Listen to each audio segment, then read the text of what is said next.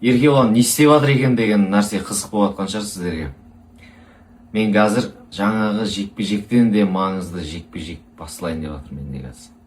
Бізде қазір сағат 4:08-де біз аэропортқа барамыз.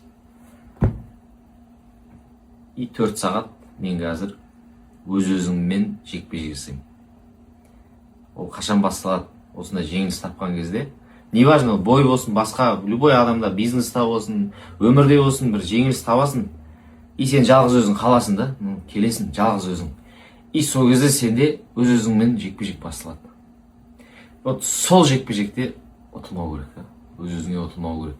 Ұтылып қалып ішіп кетіп, өз-өзін тастап, жұмысын бәрін тастап, семьяң тастап кетіп, ешкіммен сөйлеспей, араласпай, жабылып қалсаң, вот кеттің да сен өмірің құртылуы мүмкін.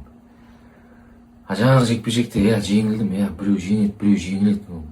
50/50 всегда ондай вероятность болады. Ол жарайды, а мына жерде сен жеңілуге не имеешь права, да, өмірде. Сен өз-өзіңе ұтылып қалсаң, болды, кеттің да.